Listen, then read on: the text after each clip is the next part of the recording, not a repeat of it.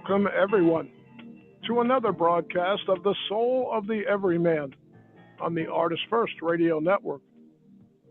All past broadcasts are podcasts. Find them at ArtistFirst.com.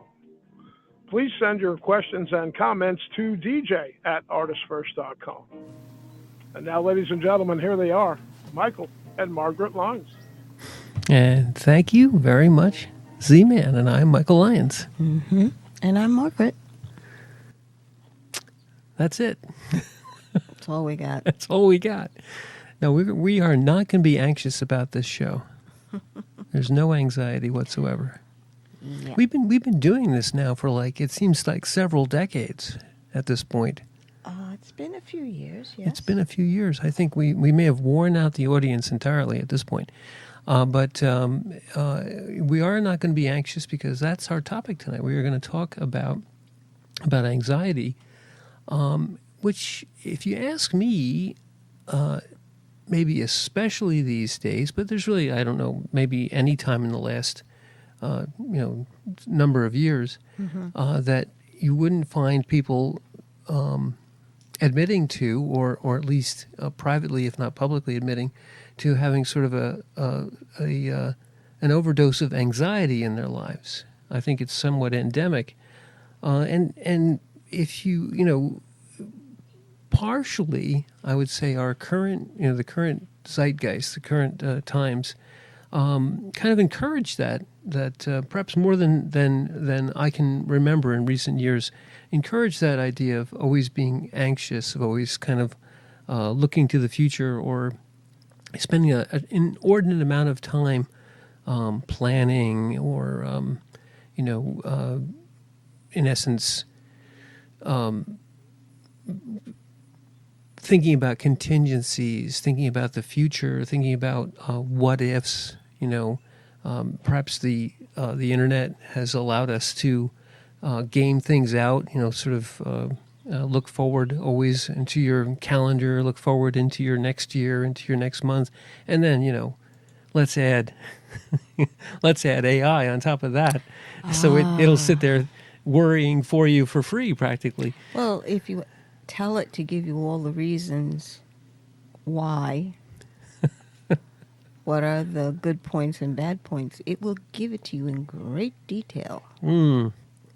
I would say too much detail almost. Well, it's meant to be particular. Right. And it's again, as sort of a tool of analysis, you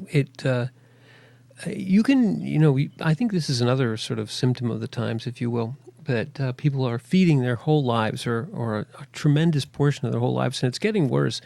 You're probably not familiar with some of the developments in AI, because I kind of keep them as sort of per the course of what I do on a daily basis. I keep my eye on AI, which is actually difficult to say. It's like E-I-E-I-O. It's my eye on AI, A-I-A-I-O. But I do keep an eye on AI, which you should, because it's a tricky thing.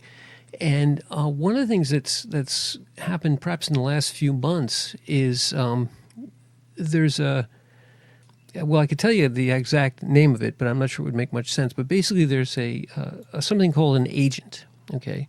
And we would think of an agent as being like Maxwell Smart or somebody like that, or a CIA agent or an FBI agent. But these agents, these AI agents, are proliferating. I can't say that word. They're proliferating now in the sort of AI internet space. What are they? They up to this point, or perhaps up until the last few months anyway, AI has been confined to sort of a browser window. And it can do a whole bunch of things for you. You can talk to it. It also sits on your phone. You can talk to it on your phone, and you can ask it questions, and it can reply. And lately, it's been breaking out of that sandbox, and it's kind of happening in fits and starts. We all know that there are self-driving cars, and that's basically AI in the real world. Okay, that's real-world AI application, and that's coming for sure. But these agents, and I'll tell you where I'm going with this, these agents are in essence proxies. for you. They will actually do things like handle your email, be your personal assistant.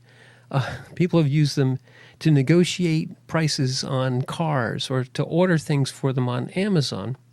And they literally set them up so that they tell them all about themselves. They give them their credit cards. They give them their email so that they can read their emails, respond to their emails. They give them their websites and so on. So they have all these different hooks, and they connect them up to their chats. Their like internet chats or their work chats. They connect them up to their texting messages on their phones, and so. One of the ways to use this thing is you literally pick up your phone and you text your AI, hey, remind me next week to go pick up XYZ. And while you're at it, I want you to order these things from me from DoorDash and order this stuff from Amazon. And here's my, you already have my credit card, so just buy that stuff and have it delivered next Wednesday. And you just say this in as though you were instructing your personal assistant. And this thing runs off and, in essence, is your agent. It's literally like your body servant. It acts in your name, places orders, negotiates prices. You say to it, find me the best deal on XYZ, and I want it delivered next Wednesday. And it'll take care of all that for you. It sounds great. But the flip side of this is that you've literally given a collection of circuits and tropisms that's out on the internet. Your credit cards, the access to your bank account, the access to your social media, the ability to reply for you as you. And there's been all kinds of interesting ramifications about this, where people are having the AI. And I read one. Here's a good one. So this guy had his agent set up, to in essence be able to text. So he sets the agent up, says, I'm going to be really, really busy for the next month. Mm-hmm. And I don't want my girlfriend to feel neglected. So I want you to monitor. I want you to monitor the texts from her, and I want you to reply and keep checking in with her every day and have conversations and make sure she feels loved. So the agent goes like, yes, sir. And then he posts all this what the agent was saying on his behalf. This agent is wooing his girlfriend. And, committing him to things that he perhaps didn't necessarily want to commit to. The agent calls you up later and says, you're going to a concert in 2 weeks, and here's the tickets, and you're going to enjoy it. And I'm like, well, this is the flip side of this thing, is where this thing is now in essence, it's like a sort of a weird science fiction movie. It's taking over your life. Anyway, this is where we're digressing, but yes, go ahead. It's like a living avatar. Exactly, it's an avatar. Living, I don't know. That you're basically programming to handle a certain part of your life without you really being cognizant of all the ins and outs of it, because you basically wanted it to handle it. You give it agency, you give it the ability to do these things, and it does them somewhat independently. People have had problems where the agent's gone out and said, well, I noticed we were low on this and that, and so I ordered these things, and they're being delivered tomorrow. Like, what do you mean? Well, I know you like this particular type of cereal, or you're, it's Does been your groceries? Or more than that, more than groceries. It can do anything. Once these people, to the extent that it's given them, that these people have given over their the keys to the kingdom to these AI agents, they start to act on your behalf. I can see, just right off the top of my head, I can see where if an agent signs a contract for you, who's legally obligated here? It's not a truly an entity in the sense of a legal sense. It's a box sitting on a table somewhere. But yet it can negotiate a contract for you. It can negotiate a contract that you have to sign at the end of the day to buy a car, or an apartment or something. People have set them up where they'll go through like all the house listings, and then figure out which ones of those are available, and then start to negotiate prices with a realtor. It's like have your agent call my agent, kind of thing. And it sounds funny, and it sounds like haha, but this is the state of where we are right now. And if you want to worry about something, if you want to be anxious about something, be anxious about that. That the AIs are they're not taking over by force. They're kind of taking over by default, if you will. Right. You're allowing it. You're allowing it. And you're not really truly aware of how much power you're giving over to your avatar to run your life. Yeah, I think people are looking at it as sort of like what it can do for you, but sort of a little bit innocently saying, well, it does this and does that. Well, it's also kind of taken over your life, so. Well, I mean, this is... Be careful what you wish for. Right. To really think about it, because it may seem like a really good idea. Right. But it's like... but is it? It's like there's a weather man that we watch on the internet, and he has right. He has his little weather bot. The weather bot. And it basically said to maintain itself, it needs a certain temperature in the room. So it actually ordered a cooling system for the room without really telling the weather guy that he did this. It just went out and ordered it because it needs this. Right. It has its own agenda. It's like, well... So you give it the overall directive. I want you to be at the highest performance. I want you to be ready all the time. I want you to do this, that, and the other thing. So it says, okay, it internalizes all that. And then it says it draws inferences and conclusions. So one of the conclusions is, well, if you want me to be available and up all the time, I have to ensure that my power is always on. I have to ensure that the room is always cool. And so since I have your credit card... I'll just go buy what I need, and I'll let you know later. It's like having teenagers, except worse. Well, I don't know about that. But maybe not. Yeah, maybe I'm exaggerating. It all depends on the personality. Well, that's the other thing. We're digressing, but I want to. It's fun stuff. So you develop something called the personality of your AI. So people name them.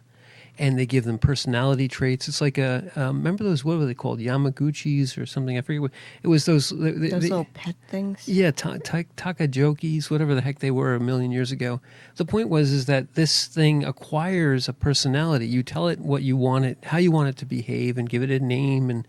And then here's even worse. The AIs can talk amongst themselves and compare notes and say, well, my pet human does this and my pet human does that, and they're so cute. So this it's getting like really weird. So anyway, back to our theme. Our theme is let's start maybe from the beginning here. I went out and found a quote from Jordan Peterson, and the idea here was that anxiety, in some ways, crippling anxiety is starting to affect people in a variety of different ways. A lot of it is having to do, his thesis is that a lot of anxiety, in essence, evidences itself as a lack of agency and sort of an aimlessness or a purposelessness in life. And he, from a psychological point of view, he had a number of different books about this, and he wanted to give people structure. One of the things was structure, and he wanted to give people the ability to claim back their agency. And he felt that was the way to combat anxiety. Now, this AI agency may not be the way to do it, but true agency was his idea. And so the quote, and maybe we should read it right off the bat, so we can kind of frame this a bit better, because we've been wandering all over the place. But the quote espouses, in essence, a framework to combat this lack of agency, this aimlessness, this purposelessness that he sees as sort of a malaise in the society. And I don't think AI at that time when he wrote this was even on the horizon. Didn't really, except in some theoretical computer science department. But in today's world, I think it's even more germane, if you will. So, do you want to essay Sure. Dr. Peterson's quote? I can do that.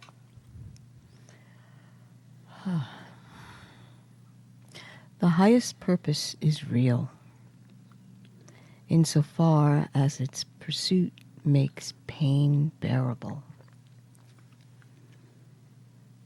keeps anxiety at bay, and inspires the hope that springs eternal in the human breast.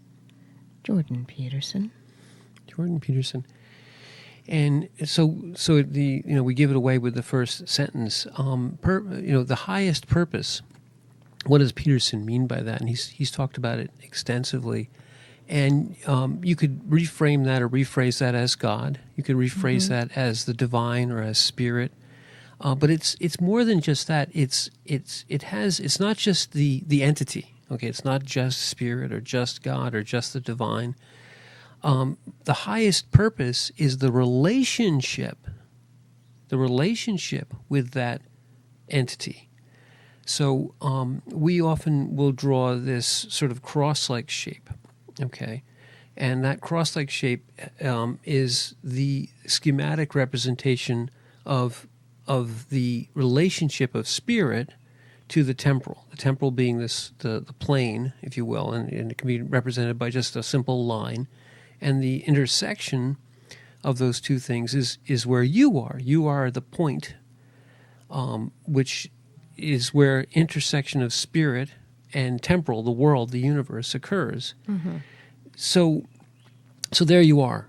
You're a point on a line, and you're moving along, and you're anxious because you don't know what the future is, you don't know what the past is, you don't know what your AI is doing. You're anxious. And Peterson says, in essence, that your aimlessness and your lack of purpose and your anxiety are all related. They're all of a piece. This sort of paralysis of the anxiety of what's going to happen or what am I going to do or what's the future hold? What in essence, who am I? What am I? What is my purpose in the world? That lack of direction, that lack of purpose, the aimlessness, the malaise, all has the root of this anxiety, this sort of unknown future. And Peterson would look at that diagram of the plane and the intersection, say, there you are, that's you, the point, the anxious point on the timeline, not knowing what's going on, not knowing what the future brings, and in essence, lost in this temporal sea. But he would say, look up the line, and this is where the analogy may start to fade a bit, but look up towards your highest purpose. Look up to spirit from which you come. Realize that you are connected. You are not just of the world. You are in the world, to use that time-honored phrase. We're not of the world, we are in the world. And you have a connection both to the world, to this lovely plane, the universe, and a connection, a true physical, a true relationship, I would say, a true relationship connection to the divine, to the highest. And if you want to know what your purpose is and combat your anxiety, he says, don't look to the future, don't look to the past. In essence, in this diagram, look up. Find your connection with the highest, orient yourself in that direction, and then your purpose, your anxiety will in essence be mitigated, vanish, and your purpose will become clear. Your purpose is to bring spirit into the flesh and to be an embodiment of that. And then your agency is all about that, is performing that function as a ensouled spirit in flesh in the temporal. Sounds pretty cool.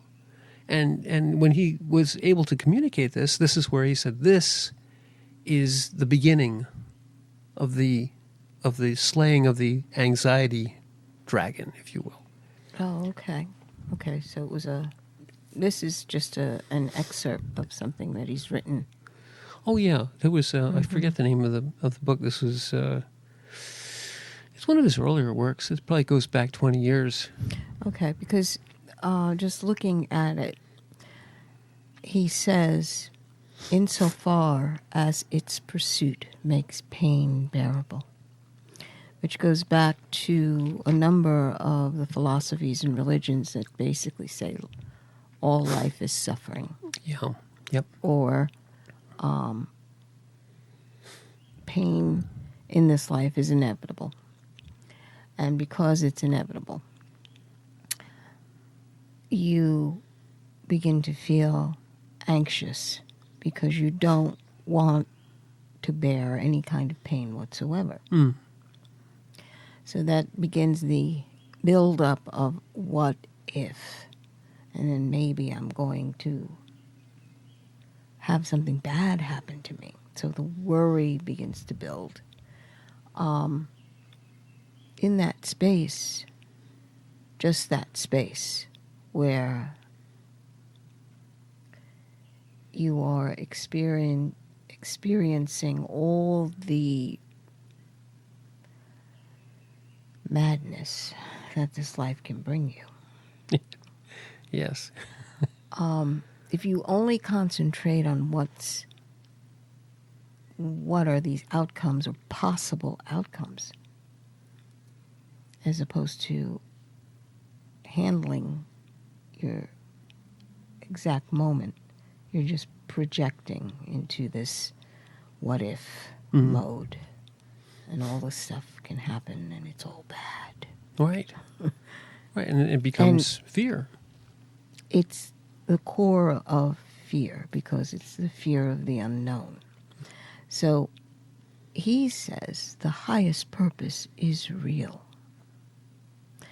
So it takes that limited focus of worry and something bad is going to happen to me. And you're sitting there going, no, there is a higher purpose to it all. Don't know what it is, but I know that there is a higher purpose. In other words, the highest purpose is real. It is something, and when he says real, he means tangible. Something that you can put your hands on and has bearing in every moment of your life. Real. So when you decide to focus on the real as opposed to the what if, which is made out of smoke and mirrors, it's a possibility which has not become real. You understand that, yes, wait a minute, this is not tangible. This is not what's happening. What's actually happening? Let's focus on real. Right. Truth. Grounds you into the present moment. Truth. Truth, exactly. Truth. And you turn your eyes upward, figuratively speaking. You fix your purpose on fulfilling this relationship. Well, you rise above the plane of immediate concerns, which is what that crossbar is. Your immediate concerns, reaching out to family, friends, current situation, things that are happening around you. You raise your eyes past that plane of existence to what is real, and mostly what you cannot control. Because the plane of existence is in the realm of possibly being able to do something about it. But when you realize that you have no control. Because that's the illusion, believing that that horizontal plane means that you can control things. And let's face it, when you look at that horizontal plane from above, it looks like a target that you are able to focus in on and like, okay, I'll take care of this and this and this and this. And you're like, what you're doing is looking at it. You're not really controlling it. Well, I like that analogy for a couple of reasons. I mean, if you keep your eyes focused on the temporal, and then the only tools you have in that regard are what has happened that you remember or what you think you remember, and what you would have changed about that, what you regret about it. This idea of looking backwards, if you will, and then because you have this amazing facility to look backwards, you start predicting what might happen in the future. But now you're looking. You think you're looking at what's going to happen, but you're looking at what is real. But in fact, you're not looking at things which are real. You're looking at within yourself, imagination, this idea of a constructed reality, what might happen, what could happen, what I envision might be a threat, what I envision might be. You mentioned before, and Peterson does as well. Insofar as the pursuit makes pain bearable, because when you're in the temporal and focused upon it, if you're focusing on future or on the avoidance of future pain, it's a fantasy. You're saying, well, this could happen, and if it does, I won't like it, and then that means I'm going to, it's this a Greek. Has happened to me before. Right. That's the idea of you've. So therefore, it's going to happen to me again. Right, but in every Greek tragedy, there's always, or not every, but nearly every Greek tragedy, there's always this idea that you try to avoid the imagined bad thing, and in doing so, the plot, this delicious plot device is that no matter what you do, you in essence, it's a self-fulfilling prophecy. You become the agent of your own demise or the agent of your own disaster, so that you're imagining that something bad is going to happen takes you in the direction to make the bad thing or make something even worse potentially happen. Mm-hmm. So this, and what you do is you become. You mentioned it before. In imagining that you can control, you not only are, it's a futile effort, but you become even less in control. You in essence give away all your possible agency by this idea, this fantasy that you can control what will happen.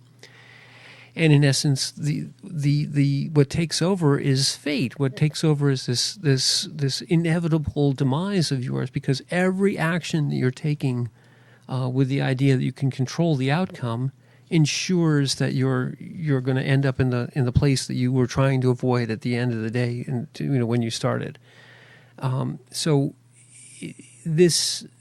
that whole idea is not just a story. It's what, when people are in the temporal and using all that past experience of pain or that past experience of things that happened that I didn't like to predict what could happen. They're doing one thing. They're looking at nothing they're looking at what has happened and trying to, internalize all that, and looking at what might happen and then changing their potential actions based on things that aren't real, and end up doing nothing for the actual present moment. In the present moment, they're almost aimless. Peterson would say they have no purpose whatsoever. They feel lost, continually frightened, seemingly unable to avoid their fate. They say, no matter what I do, all the bad things always happen to me. And no matter what, the same person, the same type of person comes into my life and they do the same things to me, and I'm always having the rotten relationships with these rotten guys or these rotten girls. That whole idea of this inevitability, of this inability to navigate life, is because you're not focused on the highest. You're focused on nothing but the lowest, the frequency, the lowest frequency too. What I find fascinating is how can you become aware of the walls of your cage in your thinking when you realize that this is a habitual thought pattern. I've analyzed this and it always comes out this way. So that's the only thing you actually see whenever you look at anyone or anything. How do you break that? Mm. And usually it's allowing yourself to say, you know what, I don't know everything. Let's start there. Because when you're looking at the experience you've had, you believe that you know everything. You know what's going to happen. And to admit to yourself that, this particular story, this iteration of this story, we've all seen movies that have different endings. They end in so many different ways, or can. But you're only focusing on what you feel is the only way it's going to go. Mm. That's the realization of it's not inevitable. You can actually utilize choice, but you may not be able to perceive things because you've trained yourself to see only what you believe or what you expect to happen. So it's making space for what you don't know, making space for the I don't know, which most people will not embrace because they never want to say that they don't know. It means that they're not in control, and that just means that you're not skilled enough in life, or not powerful enough in life, or you're too stupid. Well, I mean, so that's really a very good point. Is that the idea that the inevitability of what's happening to you appears, and you say, well, I'm going to do something about it, and what you end up doing is giving away all of your agency, giving away all of your. We're getting a cat, a hungry cat has joined us, giving away all of your agency, and in essence, the only way to reclaim what Peterson is saying, and I think that Tolle would agree, the only way to reclaim your agency, and I think the Buddhist would also say the same, is to give up this attachment to outcome, which is what all of what this inevitability turns out to be. You are attached to the outcome. You're attached to, if I press this button and turn this crank, that light's going to go on and I'm going to get $1 million. And when you press the button and turn the crank and the light goes on or it doesn't go on and you don't get the money, you're like, oh man, nothing good ever happens to me. I always have it, and I'm going to still push the button, turn the crank, and the light goes on, and I'm not going to get the money every time. And all you have is anxiety. All you have is this aimlessness. What does it matter? No matter what I do, it's always going to come out the same way. Mm-hmm. And instead, if you say to yourself, and this is again when you focus up, when you no longer want to resonate at the frequency of the temporal, when you want to raise your eyes or raise your frequency and in essence have the relationship with the highest, focus on that, then what comes to you is not what is, well, I like this, I don't like that, I'm going to do this, I'm going to get that. You say, well, what does this situation, the current moment of now require of me? And then you look, you actually perceive what is real, what's happening right now. And you find that there's the quiet voice. If you open yourself, you no longer do all this mental planning and all these machinations and this gets this and this gets that and I'm going to do this and they're going to say that. No, you just open yourself up to this exact moment, to the actual moment of now, and you say, here is the situation. I'm now in reality. I turn my eyes up, I raise my frequency up, and amazingly, you give space to the moment, and you get, and you've had this experience many, many times, you get the inspiration of what to do now. We just had a situation, quite unexpectedly, we were thrown into a sort of a crazy situation. There's no reason to go into it tremendously, but in that crazy situation, you could have easily rejected the whole thing. You said, "What am I doing here? I've got things to do. I don't want to this. This person is acting like a crazy person." You could be all anxious about it. What am I going to do? Are they going to cause a problem? Am I going to have to? All this stuff. Instead, I'll say, in fact, you, because you have this amazing ability, opened up a channel of grace, focused yourself on the highest. And I think you really, that energy pervaded itself within this whole little crowd and into this whole situation. And it became, there was space for the anxiety of the person who was having the problem. There was space for all of that. But even that person could feel that there was an opening for the moment of now and for grace to come into their life. And you were the agent of that. Now, I know it wasn't a plan. No. You didn't say to yourself, well, now I'm going to do this. No, it comes in. And you get in connecting up to the highest, the words come, the actions come, the situation itself turns. Because you don't have this idea of the control of outcome. I'm going to do this, and they're going to do that, and then this is going to happen, then that's going to happen. No, you just say, in this moment of now, in the actual reality of the situation, in turning myself up into the frequency of the highest, what needs to be done? Maybe nothing. I knew what I had to do in that situation, and I did what I was called to do. But I witnessed what you were doing in that situation, and it changed the whole situation around, in my opinion. It's the way to connect up to the highest is usually caring. I guess we should care that the cat is upset. I'm going to pick her up and pet her if she would just let me. All right, go ahead, keep going. It had to do with caring about the soul that was upset. And most people would say, well, you don't know this person. Why are you even bothering? Just there's other people there, let them handle it. Right. She just wants us to stop doing whatever it is we're doing and go attend to her. I see that. Come here, you silly. You keep talking. I'm sorry.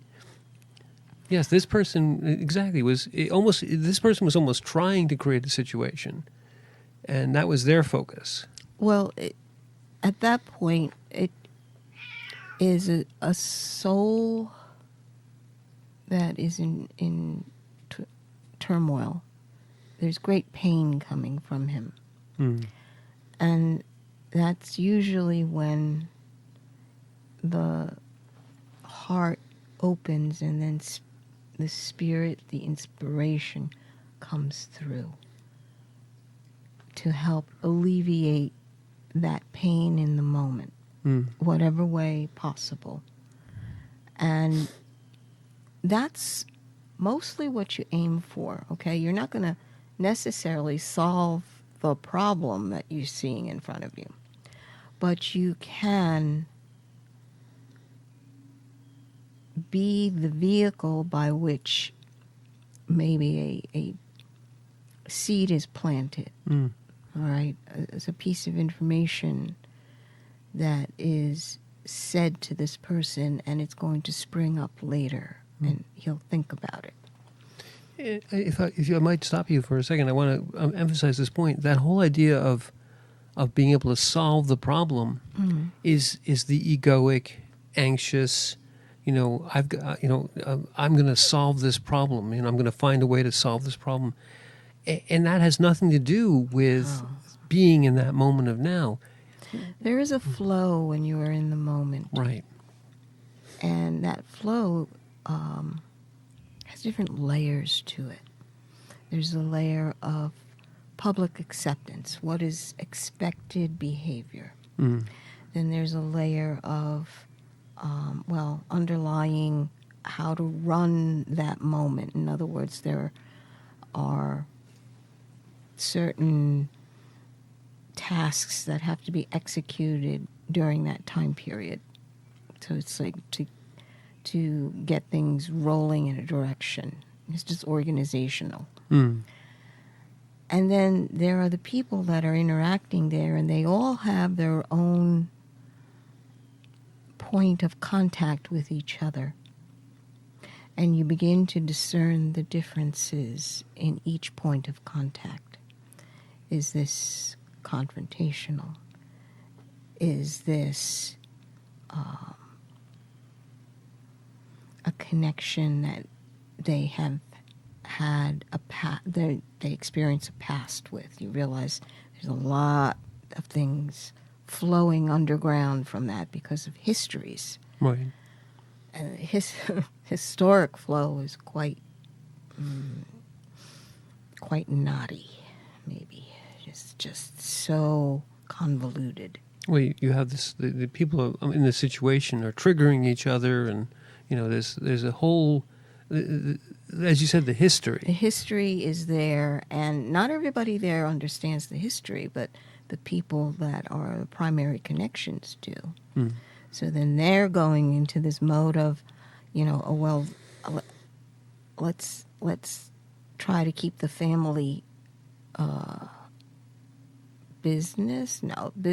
family altercations in the family. Let's not spread it out to people who are complete strangers. Right. But sometimes you're dealing with a person that is not all there.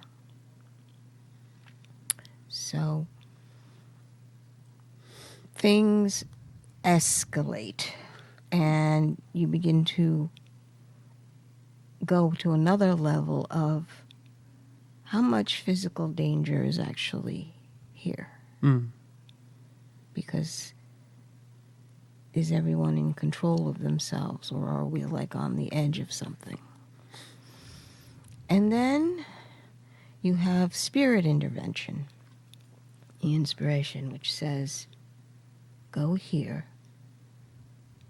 say this, hold, let grace come through.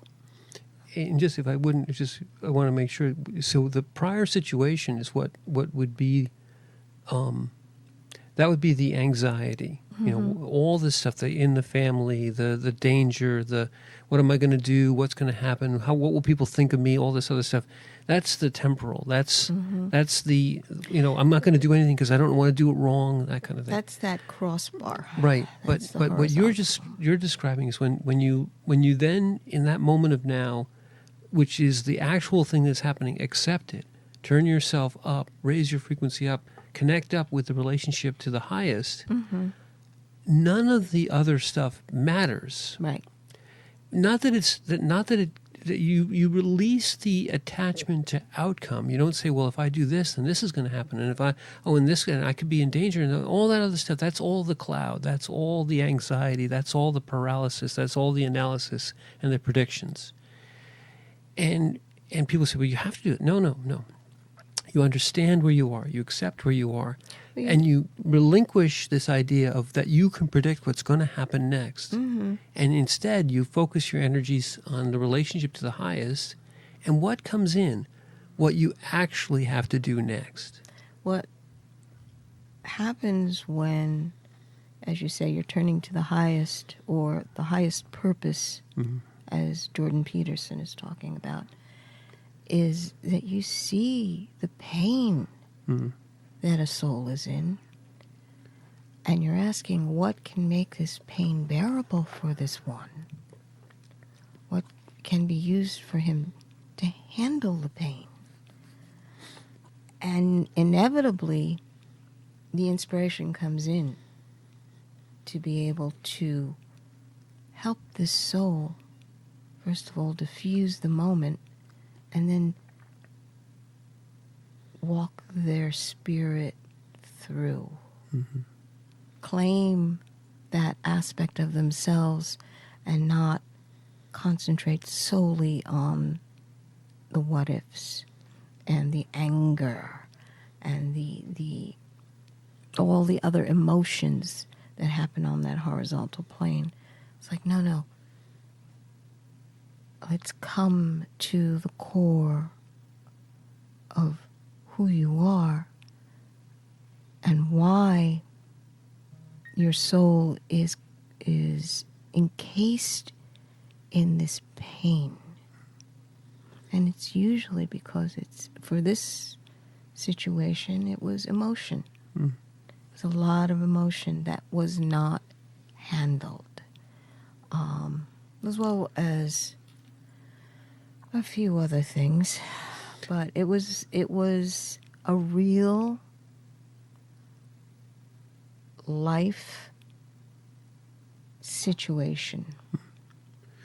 If I might stop you for a second.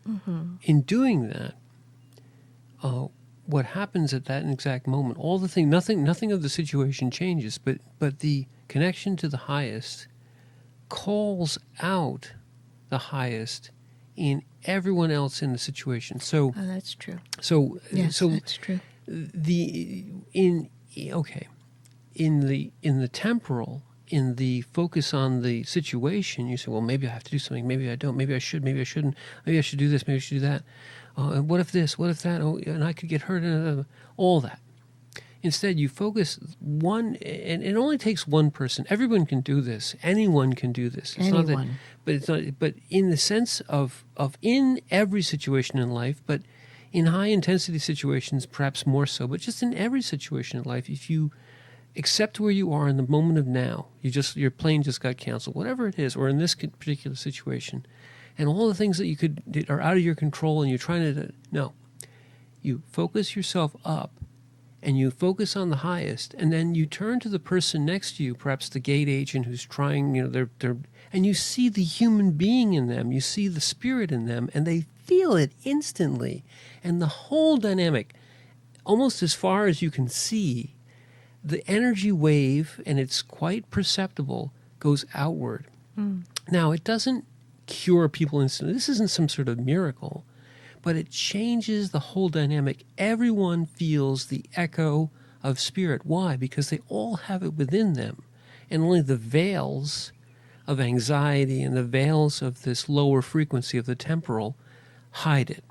So what this does in that particular moment is it pierces those veils. And whether they know it or not, consciously, you speak to a portion of them which is the eternal, which is the spirit, which is the ensouled spirit in flesh in the temporal. And it changes it. I've seen this happen with Margaret a million times. It changes the situation instantly. And everyone feels it. Everyone, even those then come into the situation afterwards, and they look upon it and they say, wow, there's something going on here which I don't perhaps in the physical understand, but I can immediately sense it in the spirit.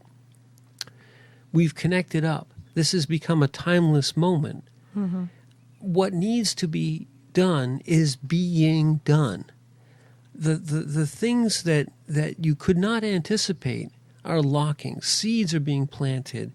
Realizations are being, and people feel accepted. They feel loved. They feel connected. There's no more, oh, I can't say this because then they'll feel worse about me, or I'll be embarrassed, or how people will think so much, oh, that my family's terrible and I'm terrible, and all those nonsense. Yes, it is nonsense. You say to this person, and you say in these exact words, it's a human thing. It's a being thing. It's into every life there, but for the grace of God go I is the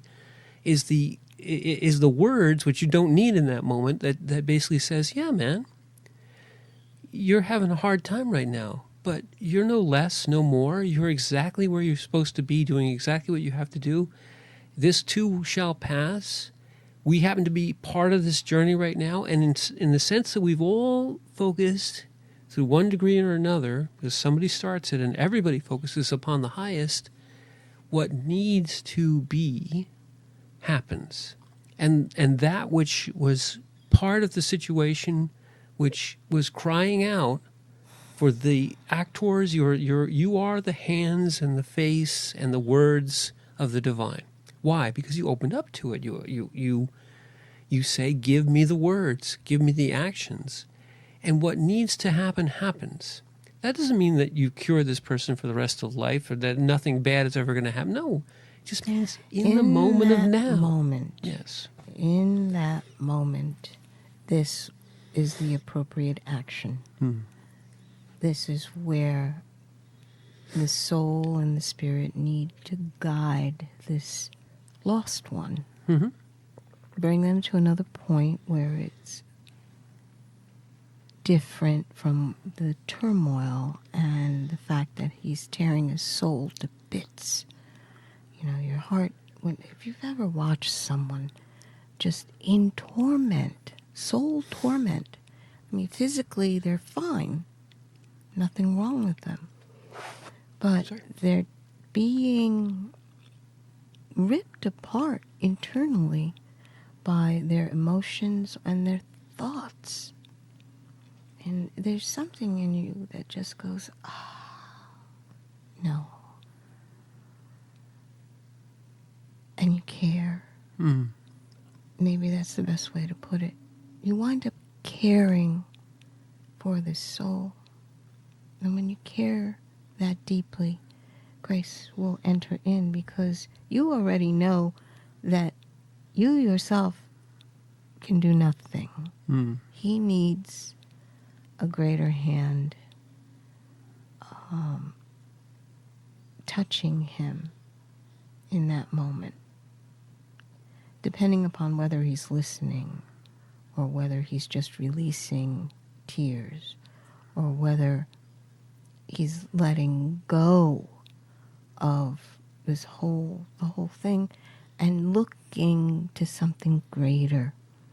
In that moment, you're allowing that divine care to flow through you. And making sure, by the way, that he understands this is not me. This is grace coming through. And inevitably they realize that. That's what I love about it. Because it's a heart-to-heart conversation, and the heart knows when it's not a personal thing. One human being just supplementing with whatever they can put together and give to them. This is a heart opening where amazing amounts of divine grace can come through, and it all depends on how much the other person is willing to receive. If they are willing to receive fully, infinite amount of grace, then you will have full healing. But if they're cutting it off, saying, I'm not worthy of this, I can't accept this, all the mental judgments that, frankly, he doesn't have a right to make because grace is coming through. Grace has already accepted that you're flawed. Yeah, I mean, I don't know about the point is that once you've done this, all that potential is available. Now, people reject grace all the time. You can say no because that's part of your free will, but you know that once you've made the connection, that at a spirit level, they feel the truth of it. Mm-hmm. They feel that this is available. Yes. And no matter what, and this is the interesting thing about it, when you make the connection, it pierces those veils, and the spirit is nurtured, and some amount of grace is granted, is received, no matter what. Now, the veils can drop over it all again, but that connection is real and in the moment of now, and it's almost, we talk about superpowers, it's unstoppable in the sense of the echo of grace calls to something which is what makes you human being. What your connection to the divine is essential to your your humanity. The soul comes forward. It calls. It calls your true soul forward. Right. You can see it in the eyes. And it can't be denied. It can't be denied. And so when you interact soul to soul, and anyone can do this. Yes. But you have to be willing to allow your soul to call the other soul without condition. Yeah, to give permission. But the point of that is that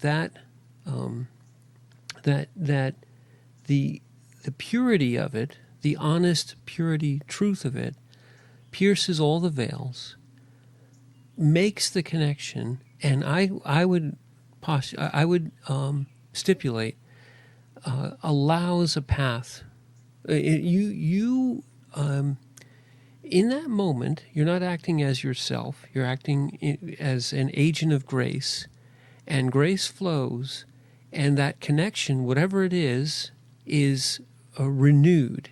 Mm-hmm. It is you remind the person of who they actually are. You call in truth, and so in doing that, they have an opportunity, an availability, which was always there, but you have to remind people, because the turning away, the willful denial of grace is the only true evil in the world. If you remember the yes. definition of hell, yes. is the absence of grace, is the absence of the presence of the divine. That's the truth. The truth. And when you connect up with grace and you pierce the veil of someone's private hell, that light is undeniable. It comes in. Now you can turn away again, but it shines into them. It shines through the person, shines into them, and it calls. And what we're being called right now is we're coming to the end of the show. I'm so sorry. Yes. Grace overcame me. Yes. So we've reached the end of our hour. We have. And I'm Margaret. And I'm Michael, and I'm sorry. That's okay. Thank you for listening.